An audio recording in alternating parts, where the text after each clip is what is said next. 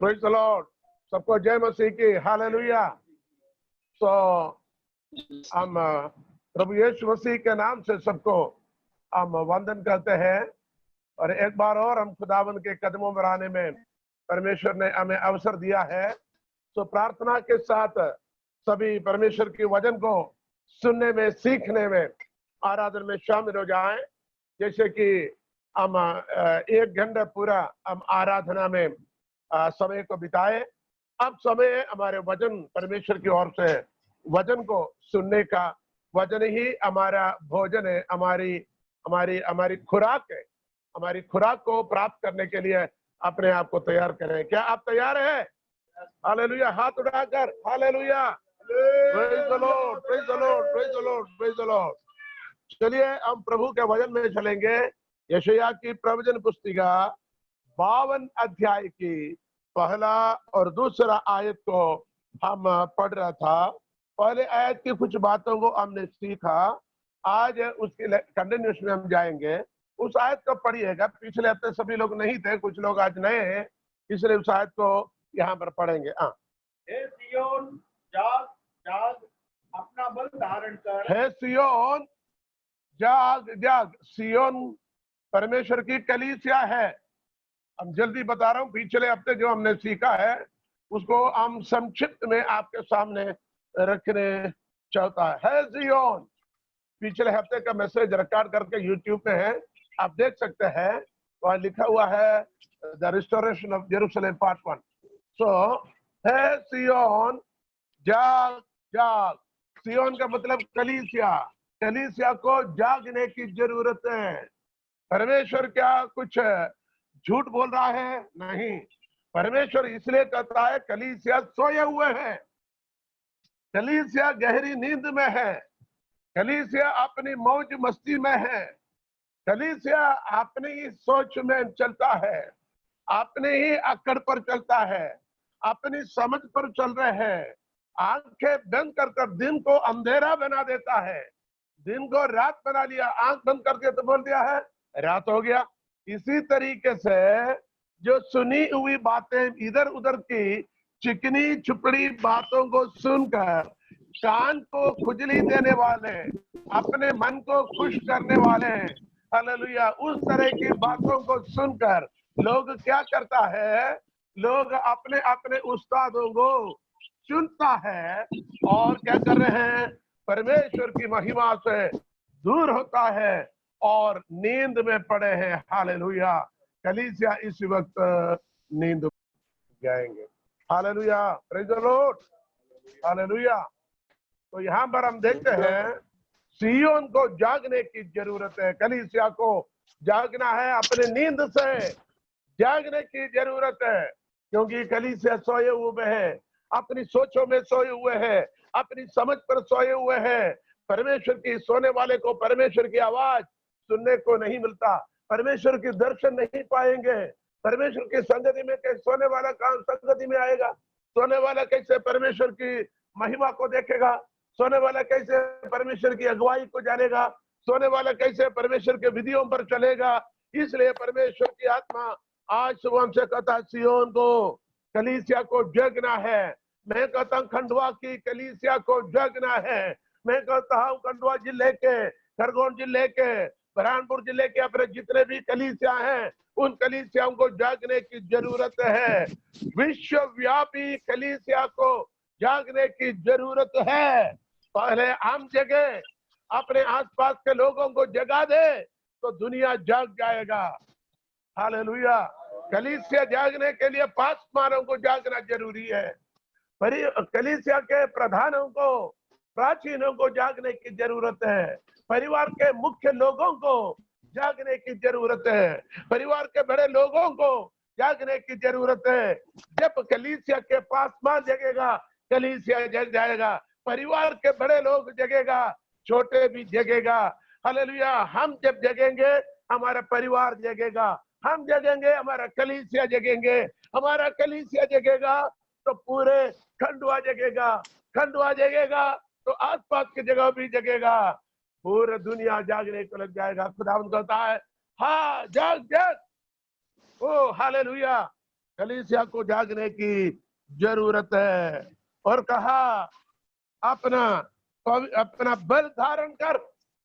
इसका मतलब बल धारण कर, बल कहीं दूर है, कलीसिया को बल नहीं है।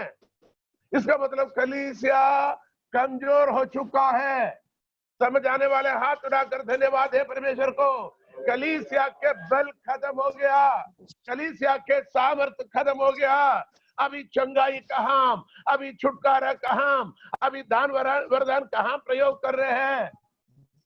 बार बार प्रार्थना करने के बाद भी दुष्ट आत्मा निकल नहीं जाता है, बड़े बड़े बीमारियां खत्म नहीं होता है, बड़े बड़े मुश्किलें टल नहीं जाता है। हालेलुया, जरूरतों के लिए हाथ बढ़ाकर प्रार्थना कर रहे लेकिन पूरा हो नहीं पाते। क्यों? क्या परमेश्वर की सामर्थ्य कम हो गया है? क्यों आपकी प्रार्थना के जवाब नहीं मिल रहे हैं? कहीं अभी भी आप परेशानी में हो? क्यों अभी भी आप संकट में हो? क्यों अभी भी आप निराश में हो? क्यों अभी भी आपके सेवकाई में तरक्की नहीं हो पा रहे? क्यों? क्या कारण है? क्योंकि बल खत्म हो गया, ताकत खत्म हो गया, कमजोर हो गया। इसलिए खुदावंद कहता है अपना बल धारण कर। हर एक व्यक्ति लोगों को इन दिनों में अपना बल को धारण करना है। बल कहां से मिलेगा? यहोवा ही मेरा बल है, वो मेरे जीवन का शरण है।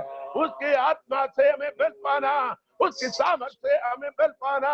जब पवित्र आत्मा तुम पर आएगा तुम सामर्थ पाओगे। हालेलुया, कलीसिया के प्रत्येक लोगों को हालेलुया बल धारण करना है। एक दूसरे पर मुक्का मारने के बल नहीं, बल्कि शैतान की युक्तियों से लड़ने का शक्ति को मांगना है। Hallelujah hallelujah hallelujah. हम एक दूसरे से लड़ सकता है।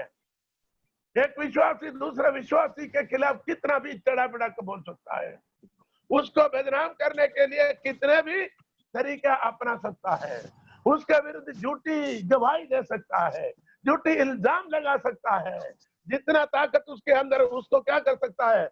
हम बैलून की हवा जैसे मटके को फोड़कर पानी निकालते, वैसे किसी की ताकत को मेरी एक शब्द से, मेरे एक व्यवहार से, आपके एक व्यवहार से दूसरे की ताकत को, विश्वास को, उनके हौसले को खत्म कर सकता है।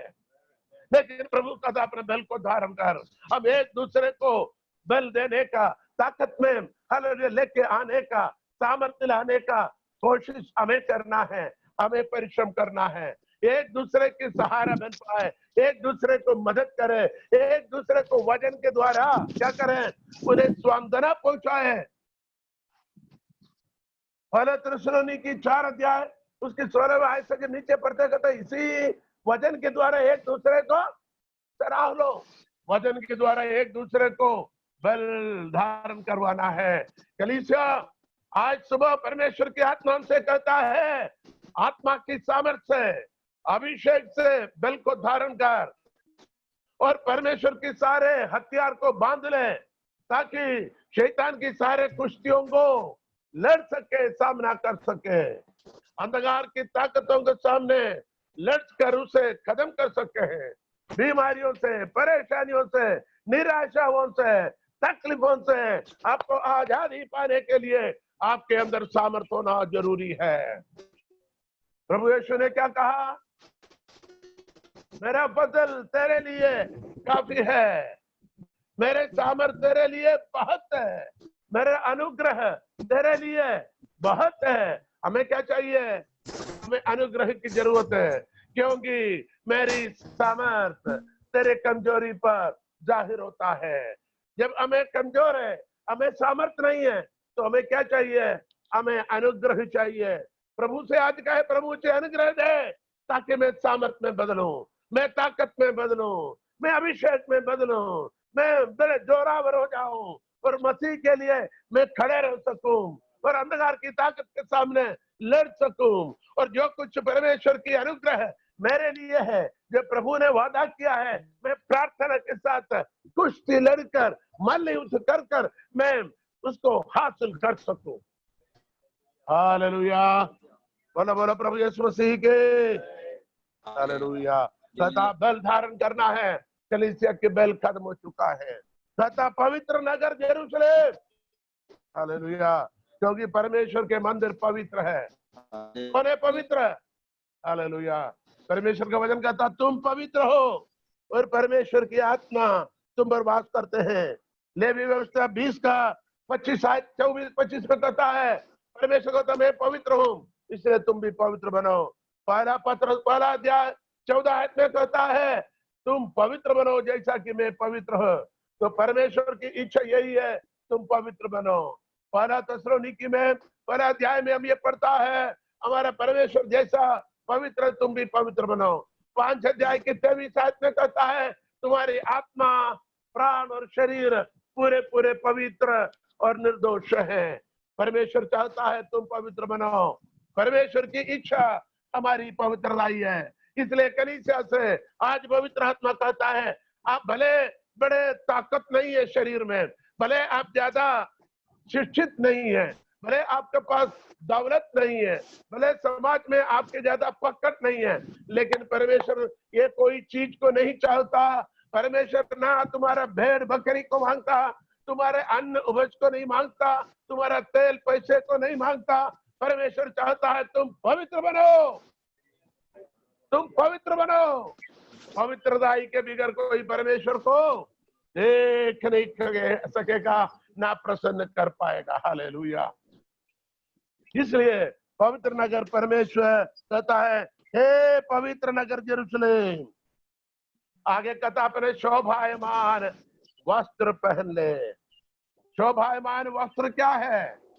हालेलुया।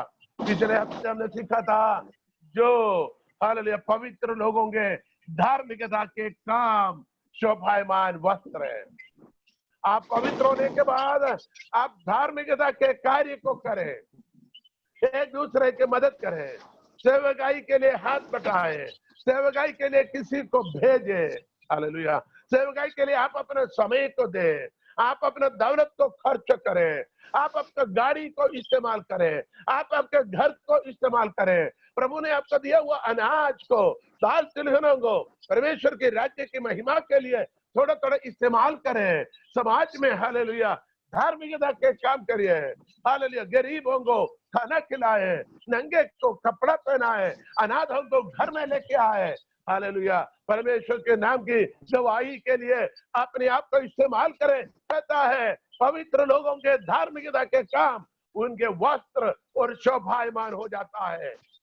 जैसे आप इस प्रकार की कार्य को करेगा आपके वस्त्र अधिक से अधिक चमकने लग जाएगा। हालेलुया। ये सब बातें पिछले हफ्ते हमने सीखा था। आज हम उसके आगे जाएंगे, आज उसके आगे जाएंगे। क्या लिखा हुआ है?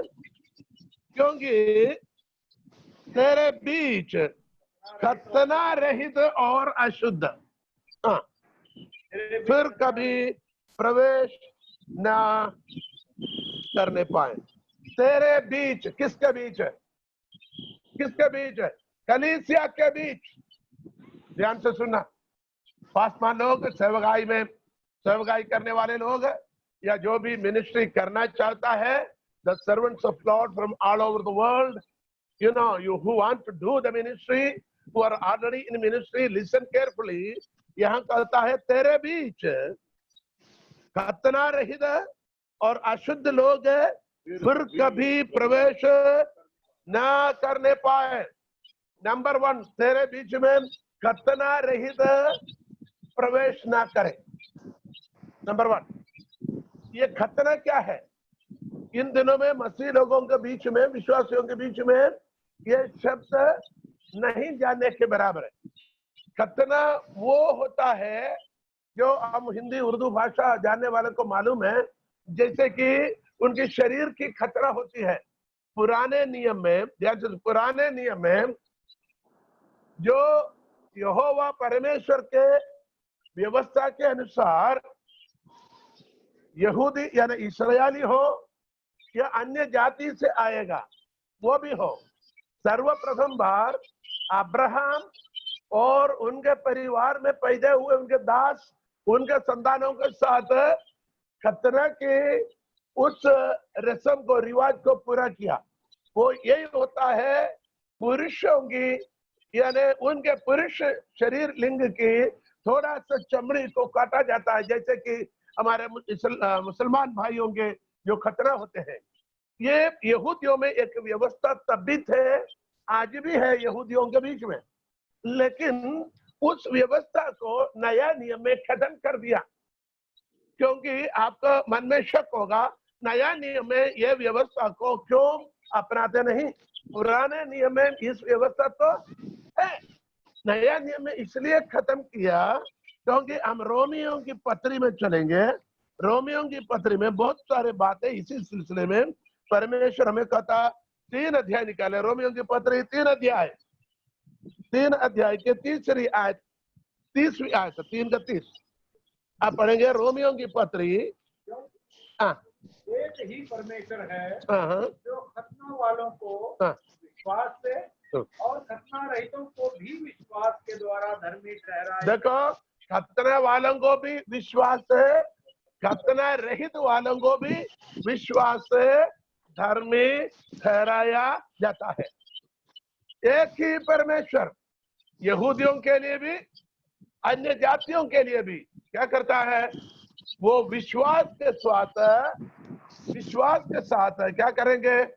हमें हालेलुया वो धर्म ठहराया जाता है।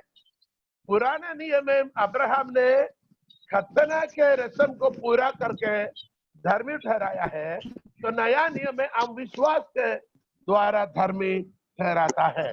तो नया नियम में खतना के रस्म को पूरा कर हम ना स्वर्ग राज्य में प्रवेश कर पाओगे, ना हम नजात पा सकते हैं, ना धर्मी पा सकते हैं, ना पवित्र पा सके।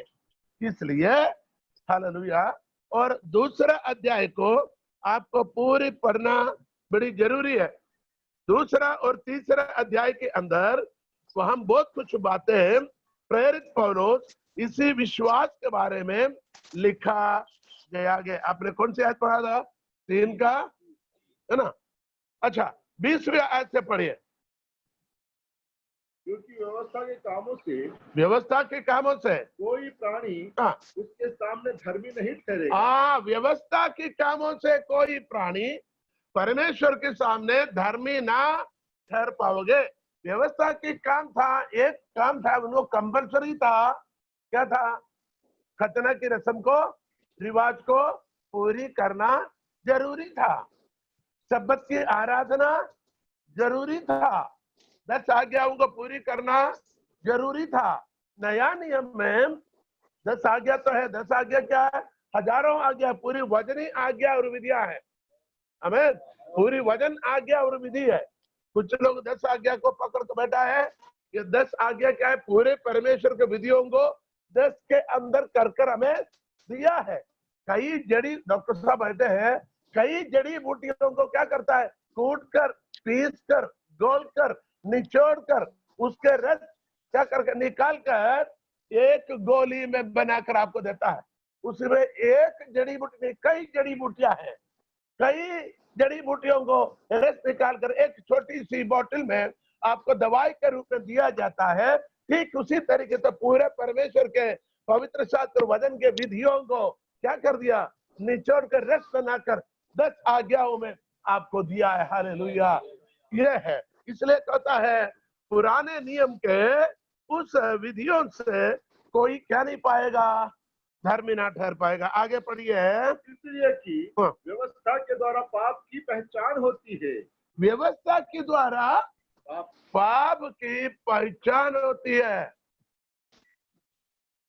व्यवस्था बेबी सिटर है, नर्सरी स्कूल की आया जैसा है बेबी सिटर, यानी व्यवस्था क्या है? ये मत करो, वो मत करो, वो मत करो, उधर मत जाओ, ये मत पियो। बच्चों को कितने बातें बोलते, बच्चे जो भी करेगा मम्मी पापा क्या बोलेंगे। और स्कूल में टीचर लोग क्या करते हैं? शुरू में बेबी सिटर, ये मत करना, वो मत करना बच्चों को। यानी इस प्रकार व्यवस्था क्या करते हैं? पाप की पहचान में देता था, लेकिन पाप से मुक्ति पाने का विधि व्यवस्था ने कभी सिखाया नहीं। ना व्यवस्था ने पाप से हमें मुक्ति दिया हो, ना व्यवस्था ने हमारे पाप की प्रायश्चित को पूरा किया हो, बल्कि व्यवस्था ने बहुत सारी विधियों को अर्थात बलिदानों को कहा भी है, लोगों ने किया भी है, लेकिन किसी ने क्या नहीं किया, क्या नहीं पाया, उस पाप से मुक्ति नहीं पाया, प्रायश्चित नहीं पाया है। हालेलुया। 21वीं आयत। परंतु अब व्यवस्था से अलग परमेश्वर की वह धार्मिकता प्रकट हुई है जिसकी गवाही व्यवस्था और भविष्यवक्ता देते हैं, अर्थात परमेश्वर की वह धार्मिकता जो यीशु मसीह पर विश्वास करने से सब विश्वास करने वालों के लिए है, क्योंकि कुछ भेद नहीं, इसलिए कि सबने पाप किया है और परमेश्वर की महिमा से रहित है, परंतु उसके अनुग्रह से छुटकारे के द्वारा जो मसीह यीशु में है में धर्मी ठहराए जाते हैं। हालेलुया। अभी आपको 2 अध्याय उसकी 17 से 29 तक आयत पूरी की पूरी अभी नहीं, घर जाकर पढ़ लेना। वहां ये खतना की व्यवस्था करने से ना करने से क्या फर्क है वहां लिखा हुआ है ना। रोमी 2 अध्याय 17 से 29 तक।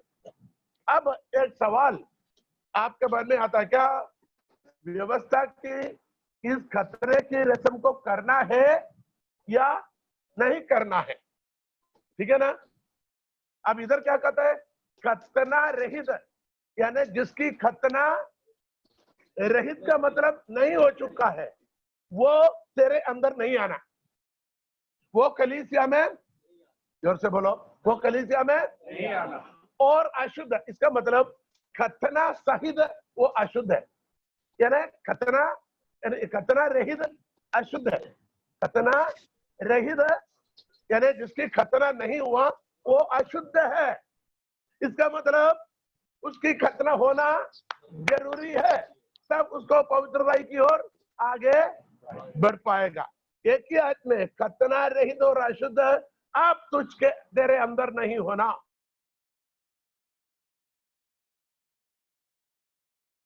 नया नहीं में आप सोचेंगे हमारे खतना हुआ नहीं, क्या इसको नहीं करना है क्या, है कि नहीं? अब मैं कहता हूं खतना करना है, खतना करना। पूछा इसे कैसे करेंगे, हमारा तो हुआ नहीं। अब इसी में यहूदियों में पुरुषों की खतना होता था, लेकिन मसीह में पुरुष स्त्री दोनों की खतना होना जरूरी है। जैसे इस्लाम में है, इस्लाम में स्त्रियों का भी खतना होती है, लेकिन हमारी खतना कैसे होगा, जल्दी में विधि बताता हूं कैसे होता। आपको निकलना कोलोसियों की पत्री 2 अध्याय 11वीं आयत पढ़ना। कोलोसियों की पत्री 2 अध्याय 11वीं आयत पढ़िएगा, वहां खतना के बारे में लिखा हुआ है। उसी में तुम्हारा ऐसा खतना हुआ है, ऊपर से पढ़िए, 1-2 आयत ऊपर से पढ़िए। और तुम उसी में क्योंकि उसमें चौकस रहो कि कोई तुम्हें उस तत्व ज्ञान और व्यर्थ धोखे के द्वारा अपना अहेर न बना ले। देखिए, खतने के नियम के बारे में परमेश्वर कहता है खतना रहित तेरे अंदर नहीं आना। जिसकी खतना ना हो चुका वो कलीसिया में प्रवेश नहीं कर पाएगा। तो हम चाहते हैं प्रभु जी मेरे खतना, ये हम ध्यान से सुनिए। अभी जो आयत है आपको ध्यान से सुना। चौकस रहो कि कोई तुम्हें उस तत्व ज्ञान और व्यर्थ धोखे के द्वारा अपना अहेर ना बना ले, जो मनुष्यों की परंपराओं और संसार की आदि शिक्षा के अनुसार तो है, पर मसीह के अनुसार नहीं। ध्यान से सुनो, सभी ध्यान से सुने, क्या लिखा हुआ है? जो मनुष्यों की परंपराओं और संसार की आदि शिक्षा के अनुसार तो है। बहुत सारे लोग हमें जो कुछ सिखाता है वो क्या है? मनुष्यों की परंपराओं और संसार की आदि शिक्षा के अनुसार तो है, लेकिन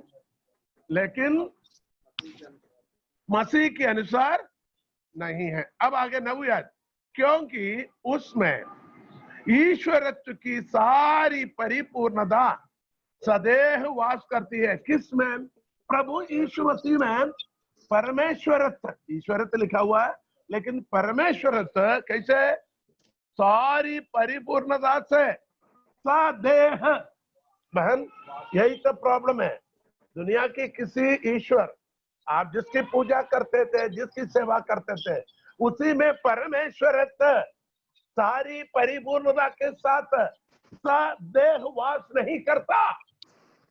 उसने भी बोला सबका मालिक, उल्लू बना के छोड़ा। कौन है करके नहीं बताया, ऊपर बताया। तो नाम क्यों नहीं लिया? तो नाम क्यों नहीं लिया? लोगों ने उसको ईश्वर माना, उसने बोला मैं नहीं हूं, उसने बोला मैं नहीं हूं। लेकिन अब क्या करता है, उसको सोने की मूर्ति बना कर रखते हैं भैया, संगमरमर की रखते हैं, चांदी के रखते हैं, और उसी को उसी की सेवा में उसने जिसके ऊपर बताया सबका मालिक एक, उधर नहीं आ रहे। अरे ये कौन मालिक है? हमारे केरल में एक हिंदू धर्म के एक ग्रुप के अंदर एक बाबा थे, उसको श्री नारायण गुरु, नारायण गुरु थे। उसने भी यही कहा, एक जाति एक धर्म एक प्रभु। तो क्या बोला? एक जाति एक धर्म और एक प्रभु तमाम मानव जाति के लिए। लेकिन उसने भी उल्लू बना के छोड़ा। कौन सी धर्म अच्छा है, कौन सी प्रभु अच्छा है, कौन सी जाति अच्छा है, ये नहीं बताया। बोला एक जाति एक धर्म और एक प्रभु। लेकिन कौन सी जाति अच्छा, उसने ये नहीं बोला मेरा जाति अच्छा है, उसने ये नहीं बोला ये धर्म अच्छा है, उसने ये नहीं बोला ये गुरु है। वो भी लोग भटक रहे। और अभी मैं बताऊं, केरल के अंदर उन समाज से सबसे ज्यादा लोगों के परिवर्तन मसीह में हुआ है, उन समाज से, क्योंकि उसने तो बता दिया। अब लोग भी सोचते भैया कौन है, उन्हें तो बता दिया। लेकिन उन समाज से, हिंदुओं के उस समाज से सबसे अधिकतर लोग मसीहत में आए हैं। एक बात बता रहा, अब इधर क्या कहता है, उसी में मेरे बहनों भाइयों, प्रभु यीशु में परमेश्वरत्व, ऐसा लिखना, ईश्वरीय के आगे ऐसा परिभाषा, परमेश्वर सारी परिपूर्णता। मैं पूछता दुनिया की कौन सी ईश्वर पर परमेश्वरत्व है, परमेश्वर के अधिकार है, जो सर्वशक्तिमान, जो सर्वज्ञानी, जो सर्वव्यापी, जो आनंद जीवन की स्वामी, जो आनंद जीवन देता है किसके पास? वो स्वयं मरकर खत्म हुए, कहा आनंद जीवन मिला। लेकिन मेरा परमेश्वर मानव जाति के लिए मरकर दिखाया, लेकिन वो जी उड़कर, हालेलुया, आज भी जीवित है, वो युगान युग जीवित रहेगा। क्योंकि उसने कहा, हे मृत्यु तेरा विषदंड कहाँ है, हे पाताल तेरा मृत्यु कहाँ है? उसने मृत्यु और पाताल पर जय पाते हुए तीसरे दिन मुर्दों से जी उठा। प्रकाशित वाक्य में कहता है, मृत्यु और अधोलोक की चाबियां मेरे पास है। हालेलुया। मृत्यु के और पाताल अधोलोक की चाबी रखने वाले प्रभु यीशु मसीह, उसी में सारे परमेश्वर सारी परिपूर्णता के साथ, थोड़ी सी नहीं, हाँ उसमें भी ताकत है। उनसे भी बोलो, उधर भी वो होता है, उधर भी ताकत है, उधर इधर थोड़ा बहुत 8 आने 4 आने की ताकत है भैया, 10 पैसे की ताकत है भैया, लेकिन सर्वशक्तिमान कोई नहीं, और सिर्फ मेरे परमेश्वर यहोवा, वो ही सर्वशक्तिमान है। किसी बाबा के पास थोड़ा सा ज्ञान होगा, लेकिन सर्वज्ञानी एक ही है, जो मेरे परमेश्वर यहोवा। जो ईश्वर अपने इलाके में अपनी व्यापार होता है, अपनी प्रभाव होता है, लेकिन मेरे परमेश्वर सर्वव्यापी है, सर्वव्यापी है। हालेलुया। उसके तुलना में कोई दुनिया में नहीं। लोग दूसरे को बोलते हैं वो भी, ये भी सब सही है, आप ऐसे बोल रहे हैं, हम ऐसे जा रहे हैं, आप बाइक से जा रहे हैं, हम कार से जा रहे हैं, कोई पैदल जा रहे हैं, कोई साइकिल जा रहे हैं, कोई बैलगाड़ी में जा रहे हैं। लेकिन मैं कहता हूँ ये रास्ता सही नहीं है, एक ही रास्ता है, एक ही रास्ता है, वो यीशु मसीह है और परमेश्वर के। क्योंकि यीशु ने कहा मार्ग, सत्य और जीवन में हो। किसने कहा? दुनिया में किसने कहा मार्ग में हूं, आ जाओ मैं तुम्हें स्वर्ग में लेके जाता हूं? किसने कहा मैं सत्य हूं? किसने कहा मैं तुम्हें जीवन, आ जाओ? किसी ने नहीं कहा। वो सिर्फ मेरे यीशु मसीह में पढ़िएगा, क्योंकि उसमें ईश्वर तो सारी परिपूर्णता, सादेह, सादेह अर्थ क्या है? देह के साथ बाकी क्या बोलेंगे? एक मूर्ति है, उसी में उसकी साया है, उसमें उसकी ताकत है, उसमें उसकी प्रभाव है। लेकिन यहाँ कहता है सा देह, परमेश्वर सा देह यीशु मसीह में वास करता है। परमेश्वर सारी देह के रूप में यीशु मसीह में वास करता है। आदि में वचन था, वचन परमेश्वर के साथ था, वचन परमेश्वर था। उस वचन रूपी परमेश्वर देहधारी हुआ, हमारे बीच में वास किया, जिसको हमने देखे पिता की एक लौते पुत्र की महिमा, जिसका नाम है यीशु मसीह। अर्थात आदि में परमेश्वर शरीर रूप में यीशु मसीह में वास होकर हमारे बीच में प्रकट किया। हालेलुया। इसलिए यीशु यूहन्ना के सुसमाचार में कहता फिलिप्पुस से, जिसने मुझे देखा उसने पिता को देखा, मैं और पिता एक हूं। आमीन। यूहन्ना 17 में कहता है, जैसे तू मुझ में है और मैं तुझ में है, ये भी हम में एक हो जाए। क्या समझा है? यीशु प्रार्थना करते यूहन्ना 17 अध्याय में क्या प्रार्थना करते हैं? जैसे पिता तू मुझ में और मैं तुझ में हूं, वैसे ये भी हम में एक हो जाए। समझाए कि नहीं? हम जब कलीसिया यीशु मसीह के द्वारा परमेश्वर में एक हो जाता है।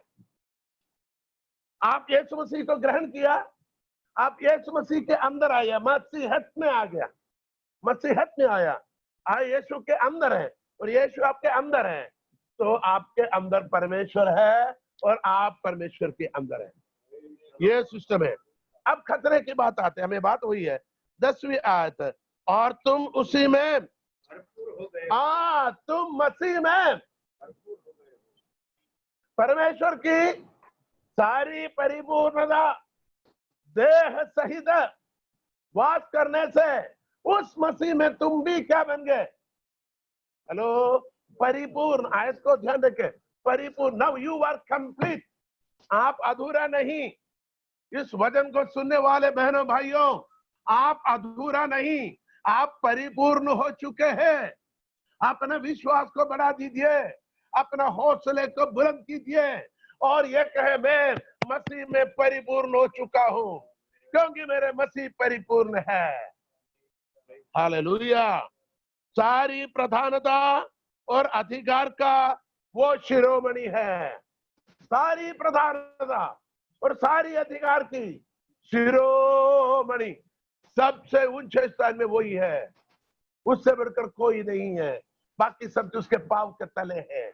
इसलिए हम उसकी पूजा करते हैं, इसलिए हम उसकी आराधना करते हैं, इसलिए हम उसकी दंडवत करते हैं, इसलिए हम दूसरे दुनिया के ढोंगों को पीछे नहीं जाते हैं। हालेलुया। अब खतरे की बात आ गया, उसी में तुम्हारा ऐसा खतना हुआ। हेलो, वचन कहता तुम्हारा खतना हो गया। तुम्हारा खतना, हम बोले नहीं खतना तो हुआ नहीं। प्रभु कहता है, वचन कहता तुम्हारा खतना हो गया। कैसे? जो हाथों से नहीं होता, क्योंकि पुराना नियम की व्यवस्था की खतना हाथों से होता है। हाथों से होता है।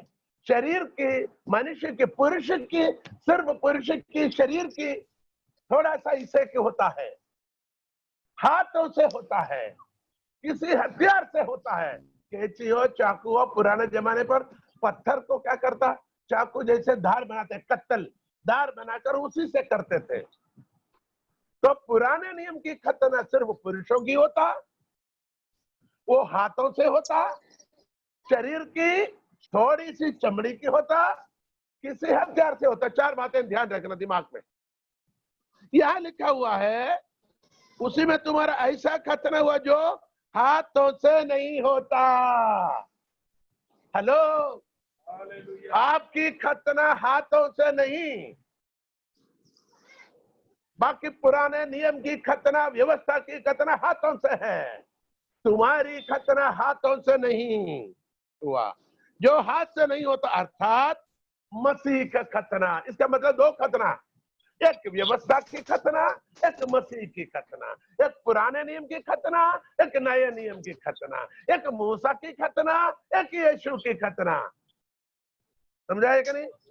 एक हाथों से करता है, एक बिना हाथों से है। अब आगे पढ़ो।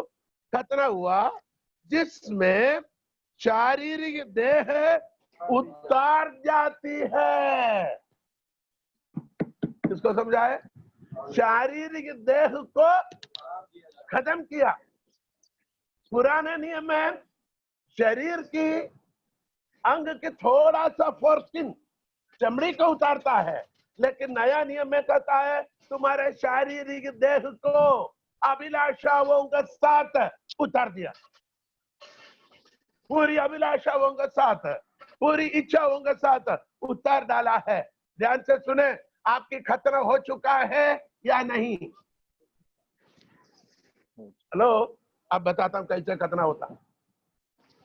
कैसे खतना होता है देखिए 12वें। और उसी के साथ बपतिस्मा में हाँ शारीरिक देह उतार कर गाड़ा जाता है बपतिस्मा में। इसका मतलब खतना कब हुआ? बोलिए। जब हमारे शरीर की अभिलाषाओं को मारता है, वो हमारे निर्णय है, समर्पण है। यीशु मसीह के साथ हमने क्या कर दिया? मारा गया, समर्पण किया, यीशु को ग्रहण किया। अब मैं नहीं, यीशु मुझ में, अब मैं नहीं, यीशु मुझ में जीवित है। ध्यान से सुनेगा। तो आप मर चुका है, और मर चुका है तो क्या करना है? मरने वाले को क्या करना? गाड़ना है। गाड़ दिया बपतिस्मा में। तो आपकी मृत्यु की सबूत क्या है? आपकी नहीं, आपकी दफनाया गया। यदि किसी की मृत्यु होता है उसको क्या करेंगे बहन? दफनाएगा, नहीं तो विधियों के अनुसार जलाया जाएगा, नहीं तो नर्मदा में पत्थर बांध कर राम बोलो भाई रब डुबा देता। लेकिन मसीह विश्वास के आधार पर उसी का बपतिस्मा देता है जो मरा हुआ है, क्योंकि इस मसीह के साथ मारा गया और गाड़ा गया। हालेलुया। तो मसीह के साथ उसको जब गाड़ा जाता है, इसका मतलब वो मर चुका है। इसका मतलब हमारी खतने की सबूत क्या है? लाइसेंस लेके घूमता है मेरा लाइसेंस। हमारा इस्लाम धर्म या यहूदी धर्म है, उनके पास सबूत है, उनके पास सबूत है। हाँ, हमारे खतना हो चुका है, लेकिन हमारे में क्या सबूत है? सीने में हाथ रख के बोलना मेरा बपतिस्मा। तो नया नियम की खतना विश्वास कर कर शारीरिक अभिलाषाओं के लिए शरीर के देह को उतार डालना, यानी मारा जाना। चाकू लेके गर्दन काटना नहीं, बल्कि अभिलाषाओं के साथ खत्म करना। मर चुका है, शारीरिक अभिलाषाओं के लिए खत्म हो चुका है, और यीशु के साथ में भी क्या हो गया? गाड़ा गया। तो मेरी खतना हो गया। किसको समझ आ गया? हालेलुया। जिसकी खतना हो चुका है हम परमेश्वर को धन्यवाद देते हैं, और जिनके खतना नहीं हुए हैं जल्दी जल्दी आप खतना के लिए तैयार करें, अपने मन को परिवर्तन में लाए, और विश्वास के साथ इस बपतिस्मा के रस्म को आप पूरा करोगे तो समझ लेना आपके क्या हो गया? खतना हो गया। उसका चिन्ह ये है, मेरे बपतिस्मा हो गया। आमीन। क्योंकि मुर्दों को ही दफनाया जाता है, मुर्दे को ही गाड़ा जाता है। खतना हो गया मतलब तुम्हारी मुर्दा हो चुका है। पूरे कामों समेत हम उतार डालता है। हालेलुया।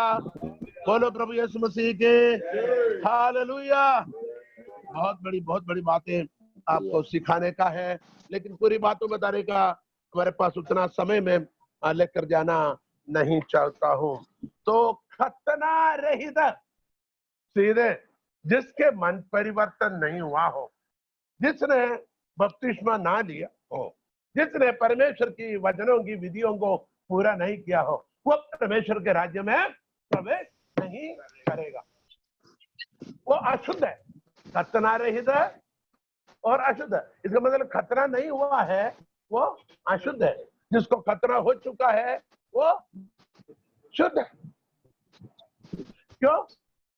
यीशु मसीह के साथ मारा गया, गाड़ा गया, उसने हमारे तमाम पापों को धो डाला, हमें शुद्ध किया। यीशु मसीह के लहू के द्वारा हमें शुद्ध किया। पहला यूहन्ना पहला अध्याय उसके 7वीं आयत में क्या कहता है? उसके पुत्र यीशु मसीह के लहू तमाम पापों को धोकर शुद्ध करता है। तो खुदावंद यीशु मसीह के लहू के द्वारा खुदा ने हमें शुद्ध किया है। आमीन। अरे ताली बजा के प्रभु की महिमा करे। तो कलीसिया के अंदर कौन नहीं होना? अशुद्ध लोग नहीं होना। क्यों? प्रकाशित वाक्य निकाले 21 अध्याय उसकी दूसरी आयत पढ़िए और 27 आयत पढ़े, दूसरी और 27। फिर मैंने पवित्र नगर नए यरूशलेम को स्वर्ग से परमेश्वर के पास से उतर। यरूशलेम पवित्र है। यरूशलेम यह स्वर्ग से परमेश्वर के पास से उतरता है। क्यों? अभी इस कलीसिया प्रभु यीशु मसीह के द्वारा परमेश्वर में छिपा हुआ है। अभी हमारे महत्व हम नहीं जानते हैं। आप काम करते, रोज मूंदी जा रहे, काम कर रहे, मोहल्ले में रहता है, लेकिन लोगों को आपके जीवन के महत्व लोगों को अभी भी नहीं आया। हम इन दिनों में जमा होकर आराधना करने का, प्रभु की भक्ति करने का, प्रभु की सेवकाई करने के महत्व आपके मोहल्ले वाले, आपके रिश्तेदार को अभी भी पता नहीं, आपके समाज के लोगों को पता नहीं। पूछेंगे काय के लिए खंडवा जा रहे, क्यों उधर? बोले आराधना। अरे आराधना क्या, काय की आराधना? बोले यीशु के पीछे जा रहे। लोग हमारे बारे में बदनाम करतेगा, मजाक उड़ाएगा। हमारी महत्व किसी को नहीं पता, क्योंकि ये महत्व अभी मसीह में छिपा हुआ है। लेकिन एक दिन इस नई यरूशलेम स्वर्ग से पिता के पास से उतर उतर उतर उतर उतर उतर उतर आएगा, इस धरती की ओर आएगा। उसी में हम होंगे, उसी में हम होंगे, हम उनके साथ होंगे। क्यों? हम उसी के अंदर समा हुआ है। हम उनके दुल्हन है, वो हमारे दूल्हा राजा है। हालेलुया। दुल्हन तो दूल्हा का साथ रहेगा भैया, और दोनों यरूशलेम के शहर, पवित्र शहर को लेकर, उस कलीसिया को लेकर नीचे आएगा। आगे 27 आयत पढ़िए। 27 21 की 27। परंतु उसमें कोई अपवित्र वस्तु या घृणित काम करने वाला, अपवित्र वस्तु, घृणित काम करने वाला, झूठ का गढ़ने वाला, झूठ को गढ़ने वाला किसी रीति से प्रवेश न करेगा उस पवित्र नगर यरूशलेम में, कलीसिया में किसी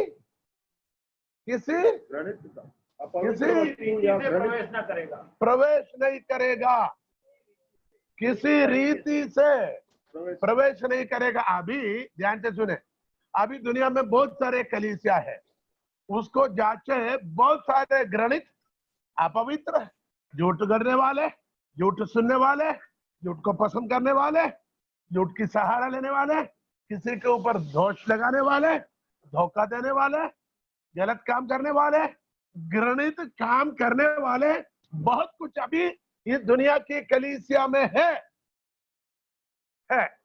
लेकिन वचन क्या कहता? परमेश्वर की कलीसिया में जब आएगा, ये कोई भी किसी भी रीति से प्रवेश कर ना पाएगा। हालेलुया। क्योंकि परमेश्वर पवित्र है और उसकी कलीसिया भी पवित्र, परमेश्वर के दुल्हन भी पवित्र है। दुल्हन पवित्र है और वो पवित्र दुल्हन को ही विवाह करना चाहता है ना। एफेसियों की पत्री 5 अध्याय निकाले। Hallelujah hallelujah. एफेसियों की पत्री 5 अध्याय में जाइएगा, वहां कुछ ऐसे बातें लिखा गया है पवित्र कलीसिया के बारे में। पढ़िएगा 5 के, पढ़िए। वचनों के द्वारा जल के स्नान से शुद्ध करके वचनों के द्वारा जल के स्नान से शुद्ध करके। देखो इधर भी कहता है शुद्ध कैसे होगा, जल के स्नान से शुद्ध करेगा। तो जल स्नान अनिवार्य शुद्ध होने के लिए, जल के स्नान से शुद्ध करेगा वचन के द्वारा। किसी को पकड़कर पानी में डुबाने से स्नान नहीं होता, बल्कि उससे पहले क्या चाहिए, वचन के द्वारा पहले वचन देना, पहले वचन सिखाना, वचन के रूप द्वारा उसको रूपांतर परिवर्तन में लेके आना, इसके बाद वचन के साथ उसको लेके जाना, वचन के अधिकार पर लेके जाना, वचन के रीति पर लेके जाना, वचन के साथ उसे बपतिस्मा देना, तो शुद्ध और पवित्र बनेगा। वो कितनी अजीब बात यहाँ लिखा हुआ है, हालेलुया, कितनी बहुमूल्य बात लिखा हुआ, हालेलुया। दूसरा एफएससी 2:11 पढ़िए, एफएससी 2:11।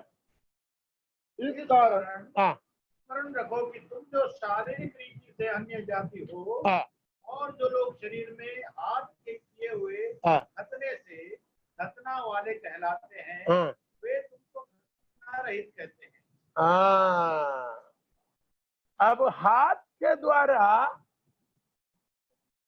तुमने खतना शारीरिक रीति से, अच्छा अभी मसीह में आए ना, मसीह में हम आए, शारीरिक रूप से हमारा खतना नहीं हुआ, ठीक है ना। जब मूसा की व्यवस्था के अनुसार होना था, लोग हमें क्या बोलते हैं, तुम खतना रह दो, तुम्हारा खतना हुआ नहीं, तुम्हारा खतना हुआ नहीं। लेकिन हालेलुया, लेकिन हमारी खतना मसीह के द्वारा, क्या पढ़ा आपने, हालेलुया। जो लोग शरीर में हाथ के लिए किए खतने से खतना वाले कहलाते हैं, वे तुमको खतना रहित कहते हैं। तुम लोग उस समय मसीह से अलग और इस्राएल की प्रजा के फर्ज से अलग किए हुए और प्रतिज्ञा की वाचाओं के भागी न थे और अंतहीन और जगत में ईश्वर रहित थे। पर अब मसीह यीशु में तुम जो पहले दूर थे, मसीह के लहू के द्वारा निकट हो गए हो। शरीर की खतने के द्वारा नहीं, हाथों की खतने के द्वारा नहीं। पुराने नियम में ये, इसलिए अब्राहम के घर में जो 10 लोगों के बच्चे पैदा हुआ था, तो परमेश्वर ने कहा तेरे दास और दास के बच्चे सबको तू क्या कर, खतना करवाना है, समझे कि नहीं। तो खतने की जरूरत था वहां, यहाँ मसीह के लहू के द्वारा क्या किया गया, द्वारा निकट हो गए हो। अब मसीह के लहू के द्वारा, आमेन, तो हमारी खतना हो चुका है। हाले जिसकी बपतिस्मा हो, हालेलुया, मन फिरा हो, यीशु के लहू से पाप की क्षमा पाए हो, यीशु के लहू से आपने उद्धार पाए हो, नजात हंदा कबूल किया और आपने नजात हासिल किया हो, और आपने बपतिस्मा लिया हो। जो विश्वास करेगा और बपतिस्मा लेगा उसी का नजात होगा, आमीन। उनका खतना हो चुका है। आगे आगे क्या लिखा हुआ है, हम 52 अध्याय के अंदर हमने क्या पढ़ा, अशुद्ध लोग फिर कभी प्रवेश ना करने पाएंगे। आयत 2, अपने ऊपर से धूल झाड़ दे। वेट, अपने ऊपर क्या है, धूल है, अपने ऊपर धूल है। ये परमेश्वर कहता है, अपने नजर में, आपके नजर में मेरे कपड़ा अच्छा है, मेरा चेहरा अच्छा है, लेकिन परमेश्वर की जो चश्मा पवित्रताई की आईना से देखेगा, मेरे और आपके जीवन में बहुत सारे धूल है। मैं आपको देखूं आप अच्छा है, मेरी चश्मा से आईना से देखूं ठीक है भैया, बढ़िया है, मेरी बहन बहुत अच्छी है, बहुत अच्छा सत्कर्म करती है ना, बहुत सेवा भावना करती है, दिन भर किसी के लिए भागा दौड़ी करती है, तो आप बोलेंगे बहुत पवित्र। लेकिन परमेश्वर देख रहे बोलते हैं, बेटी धूल है, बेटा धूल है, प्रभु के अभिषेक तो धूल है हमारे अंदर।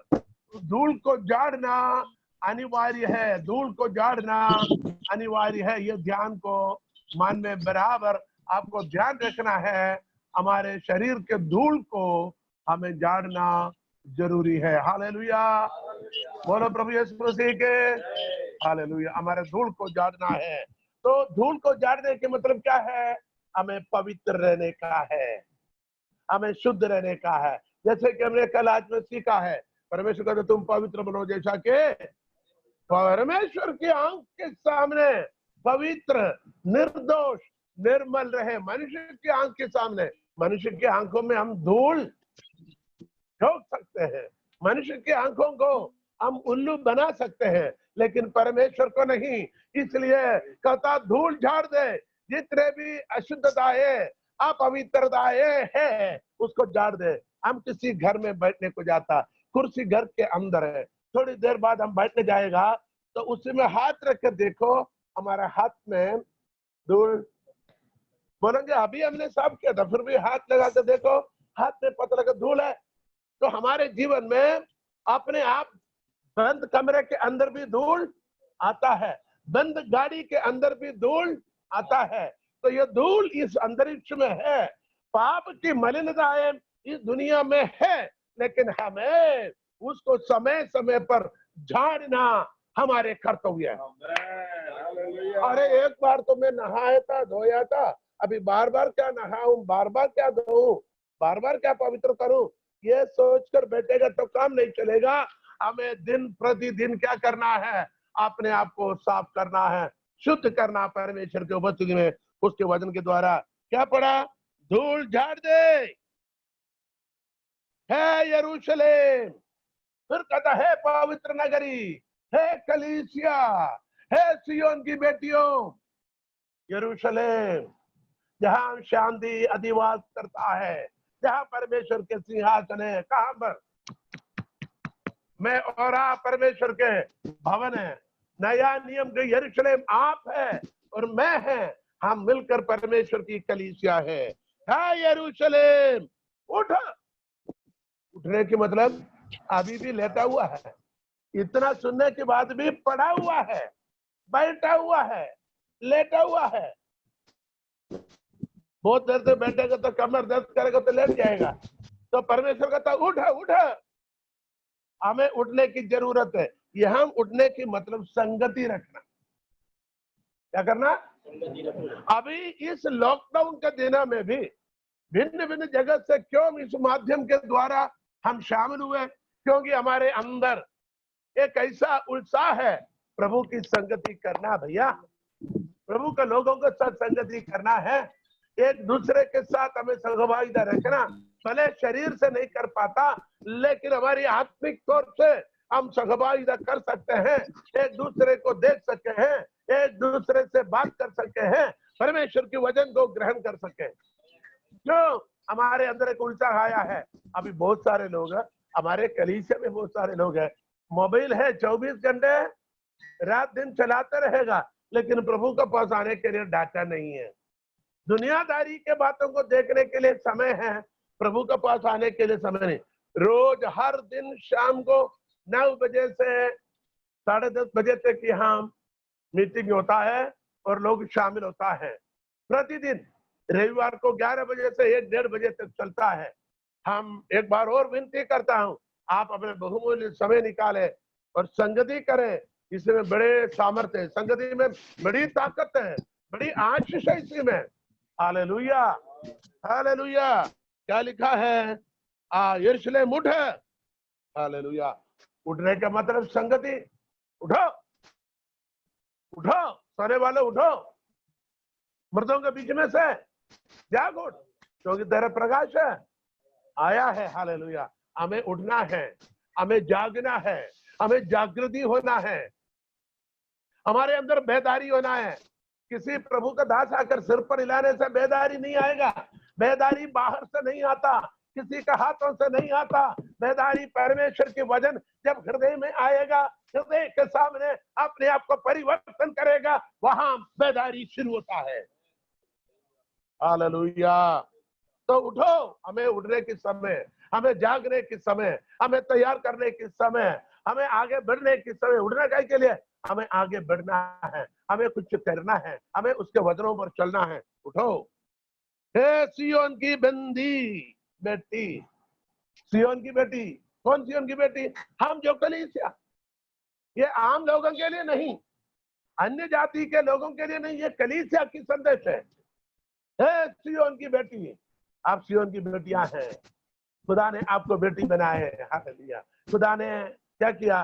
बेटी बनाया ताकि अपने बेटे यीशु मसीह के दुल्हन बन सके। हालेलुया। हे बेटियों, क्या करा? सियोन की बेटी, सियोन की बेटी नहीं, बंदी बेटी। बंदी बेटी का मतलब क्या? बंधन में है, बंधुआई में है, कैप्टिविटी में है। अभी भी कलीसिया बंधन में है। मुझे बहुत कुछ कहना है यहाँ पर। कलीसिया अभी भी बंधन में है। ध्यान से सुने। आत्मिक लोग कहते हैं लेकिन अभी भी बंधन में है। कौन से बंधन? परंपराओं के बंधन, रीति रिवाजों के बंधन। पहले में आयत पढ़ा था, रीति रिवाजों के बंधन, परंपराओं के बंधन, जातिवाद के बंधन। प्रभु ने सिर्फ 2 ही जाति बनाए, नर और नारी। अभी हजारों जाति करके तू नीचे है तो नीचे बैठ, तू ऊंचा है तो ऊपर बैठ, तू कुएं से पानी नहीं भरना, तू मंदिर में नहीं जाना। अभी भी यूपी में पिछले हफ्ते भी मृत्यु हुआ, कोई मंदिर में गए वही मार डाला। अरे भगवान के पास जाने के लिए भी जातिवाद होता। अभी भी दुनिया बंधे हुए। यहाँ का तो सियोन की बंदी तो बंधा हुआ है। कई बंधन में परंपरा होंगे, रीति रिवाज होंगे, चाल चलन के, अपनी पितरों के, अपने खानदान के, अपनी समाज के, अपनी जाति के। हेलो, बंधन में है। हाँ देखो, भाई कह रहे पिछले हफ्ते मंदिर में जाने नहीं दिया किसी जगह के, हम नाम नहीं लेने। अब यहाँ ध्यान से सुने, प्रभु ने हमें आजाद किया हुआ है। गलातियों 5 अध्याय पहली आयत पे पढ़े। गलातियों 5 अध्याय पहली आयत। हालेलुया। गलाती 5 अध्याय पहली आयत। गलातियों आयत तो खंडस रहना चाहिए। पास्टर लोग ढूंढ रहे कहाँ है करके। हमें स्वतंत्र किया है, अतः इसी में स्थिर रहो। हमें स्वतंत्रता के लिए परमेश्वर ने हमें स्वतंत्र किया है। गलातियों 5 अध्याय पहली आयत। आजाद रहने के लिए खुदा ने हमें आजाद किया, इसलिए आजादी में कायम रहो। अभी भी हमारे मसीह लोग, कलीसिया आजाद नहीं है, किसी न किसी बंधन में है। जातिवाद के बंधन में है, परंपराओं के बंधन में है, अपनी सोचों की बंधन में है, अपनी चाल चलन की बंधन में है। और खुदा कहता है आपको आजाद किया है। ये सियोन की बंदी बेटी, तुम बेटी है लेकिन तू बंधन में है। यशायाह की प्रवचन पुस्तक 58 अध्याय 58, उसकी 6वीं आयत पढ़िए। 58 के 6वीं आयत। इस उपवास से मैं प्रसन्न होता हूँ। क्या ये नहीं 6वीं आयत है? हाँ पढ़िए। क्या ये नहीं कि अन्याय से बनाए हुए दासों और अंधेर सहने वालों का जुआ तोड़कर उनको छुड़ा लेना और सब जुओं को टुकड़े टुकड़े कर देना। देखो यहाँ लिखा हुआ है, हिंदी में उतना क्लियर नहीं है। वहां बंधा हुआ, बंधन को तोड़ना, बंधन को तोड़ना, जुओं को तोड़ना। जुआ काय के लिए? जुआ ना, जानवरों के कंधे पर, गर्दन पर रखकर बांधता है और उसको क्या करता है? खेत में जोतने के लिए इस्तेमाल करता है। बैलगाड़ी में भी है, गाड़ी खींचने के लिए उस जुए को बांधता है और उसी के अंदर उस जानवर के गर्दन को फंसाकर और बंधन से बांधता है। इधर कहता हर बंधन को हमें तोड़ना है, हर जुए को भी तोड़ना है, ताकि हम दोबारा बंधन में ना जाए, समाज के बंधन में ना जाए, जाति के बंधन में ना जाए। परंपराओं के बंधन में ना जाए। आपको खुदा ने आजाद किया। अब मसीह में एक ही जाति है, आप परमेश्वर की जाति है। अब हमारा नाम ना हिंदू, ना मुस्लिम, ना ईसाई, ना पारसी, हमारा नाम कलीसिया है। हम नए जन्म पाए हुए ले, मसीहा ने हमें अपना पहचान दिया है।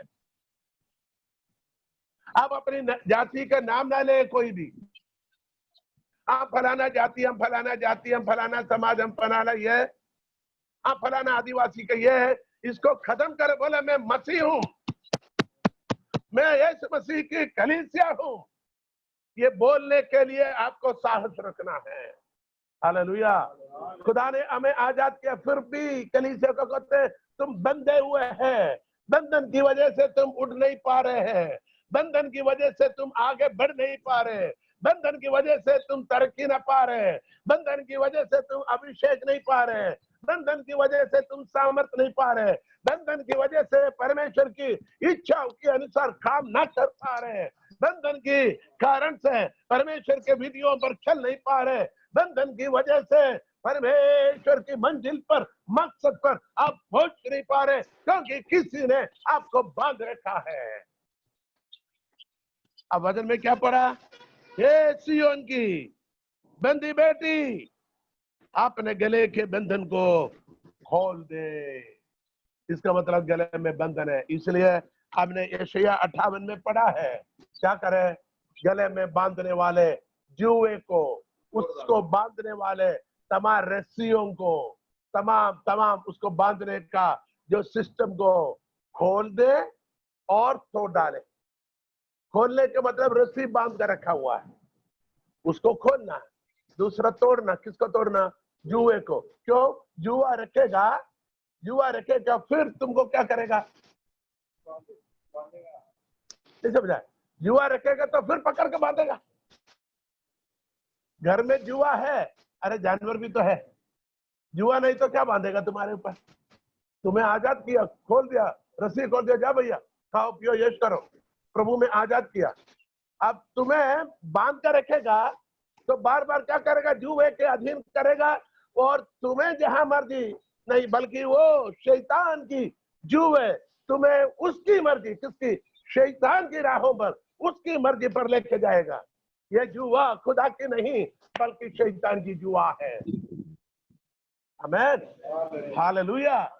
बोलो प्रभु यीशु मसीह की हालेलुया। हमें प्रभु में आगे बढ़ना है, हमें विश्वास में आगे बढ़ना है, हमें बंधन में दोबारा नहीं जाना। एक जमाने पर हम बंधन में थे, खुदा ने हमें आजाद किया है, उन्हें गुलामी के तमाम रस्सियों को काट डाला है। हमारे ऊपर आधिपत्य करने वाले शैतान की ताकतों को उसने खत्म किया है, उसने हमें आजाद किया है। तो आज प्रभु की आत्मा हमें यह सिखाता है, हमें आजाद होकर, हमें आजादी दिया हुआ हमारे सर्वशक्तिमान परमेश्वर की आराधना आत्मा और सच्चाई से, आजादी से करना चाहिए। भले हमें आराधना करने की आजादी नहीं है, लेकिन ये हम आजादी से कर रहे भैया। हालेलुया। आत्मा को कोई बांध नहीं सकेगा, प्रभु के वचन को कोई बांध नहीं सकेगा। प्रभु के वचन आजाद है, प्रभु के लोग भी आजाद है। हालेलुया। इसलिए आज भी हम जमा होकर प्रभु की आराधना करते हैं, इसलिए आप प्रभु के कदमों पर आए हैं। हालेलुया। मैं समय को देखकर इसको यहाँ समाप्त करना चाहता हूँ। हालेलुया। 2 आयतों के अंदर से हमने कितने बातों को सीखा। अब इसके आत्मिक भेदों को फिर मैं एक दिन कंक्लूड करूंगा, इसके आत्मिक भेद क्या है। आमीन। कुछ भेद आपको समझ तो आ गया है। हालेलुया। आज प्रभु की आत्मा में क्या क्या सिखाया? कहा हमें कतरा होना है, आमीन, और धूल को झाड़ना है ना, हमें उड़कर बैठना है, हमारे गले के बंधन को खोलना है, और प्रभु के संग संग हमें चलना है। आजाद रहने के लिए खुदा ने हमें आजाद किया है।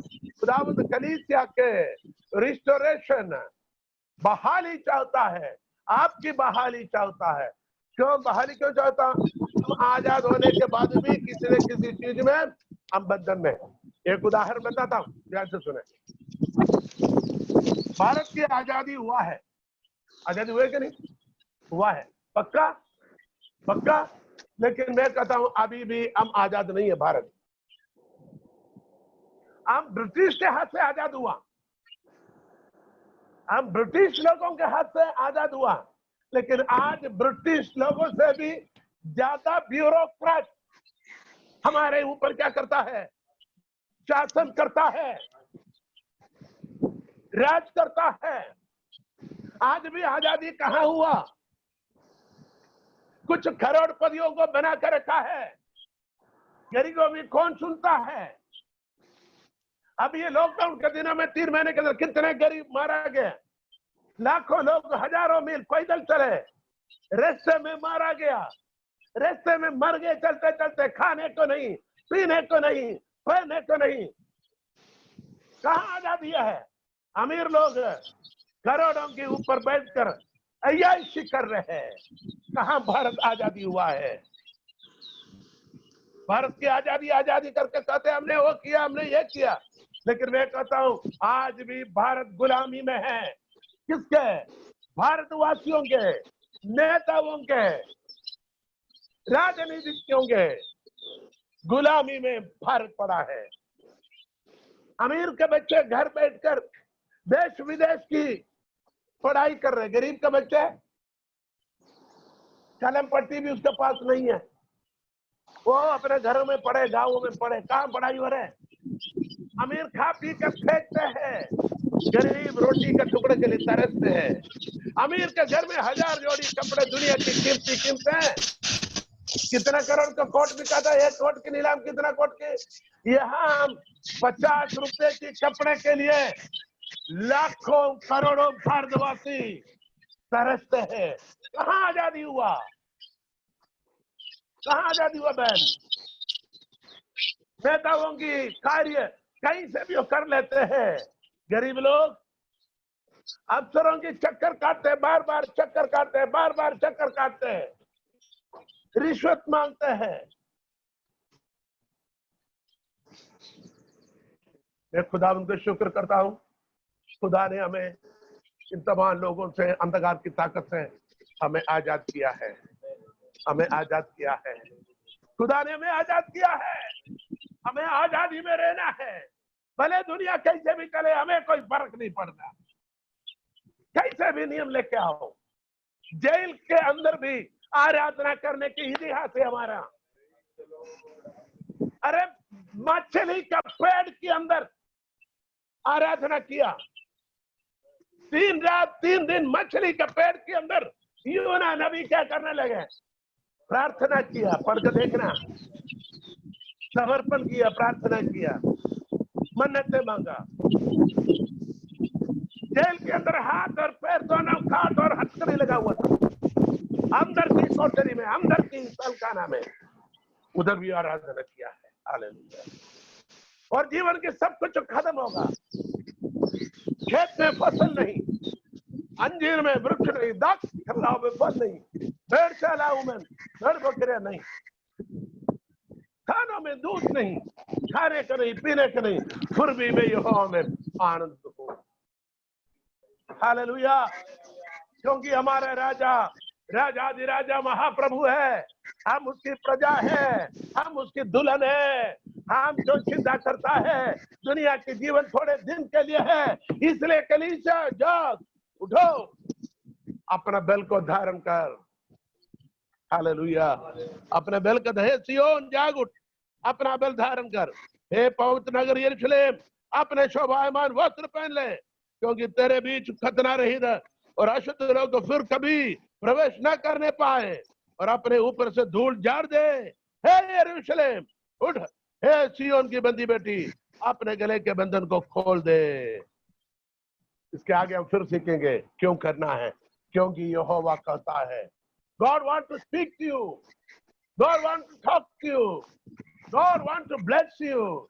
खुदावंद आपसे बात करना चाहता है, खुदावंद आपको बरकत देना चाहता है, खुदावंद आपका समस्या को दूर करना चाहता है, खुदावंद आपका परेशानियों को दूर करना चाहता है, आपका समस्याओं को निवारण करना चाहता है, आपका बीमारियों से चंगाई देना चाहता है, आपके ऊपर के बंधन को खोलकर आजाद करना चाहता है, आपकी बहाली चाहता है, आपको हरा भरा करना चाहता है, आपके पारिवारिक जीवन को सुखमय अनुग्रहित करना चाहता है, आपके बच्चों की जीवन आशीषित करना चाहता है, उनका भविष्य अनुग्रहित करना चाहता है, आपका घर में आटा तेल तिलहनों में बरकत देना चाहता है, आपको तिजोरी में दौलत से भरना चाहता है, आपको इज्जत देना चाहता है, आपको शोहरत देना चाहता है, आपको हर तरह की आशीषों से भरने को खुदावंद चाहता है।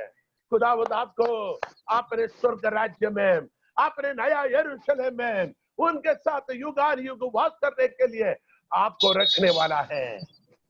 कलीसिया जागो, क्योंकि हमें जागने के टाइम आया है। आपके परमेश्वर आपको प्यार करता है, आपसे प्रेम रखते हैं। उसके पवित्र हाथ में समर्पित करते हुए हम प्रार्थना में चलिए प्रार्थना कर दे। पिता परमेश्वर खुदावंदों का खुदा, शुक्रगुजार है आज की इस इबादत के लिए खुदा, जो पाक कलाम के लिए तूने हमें दिया खुदा। हमें और रूह कुदूस की मसा दे, ताकि तेरे कलाम की गहरी भेदों को हम मनन करूं और समझ सकूं, और उस कलाम पर, विधियों पर चलकर खुदावंदा तेरी करीब आ सकूं। खुदावंदा हमारे धूल को जाग सके, हम जाग सके, हम बल धारण कर सके। हालेलुया। बंधन को खोल सके, हमारे धूल को जाग सके, गले के बंधन को खोल सके हैं। हालेलुया। जो कुछ अंधकार की ताकतों में बंधा हुआ है, परंपराओं में बंधा हुआ है, देश के विधियों पर बंधा हुआ है, रीति रिवाजों में बंधा हुआ है, सब कुछ को आज यीशु नासरी के नाम से हम खोलते हैं, क्योंकि आपने हमें आजाद किया।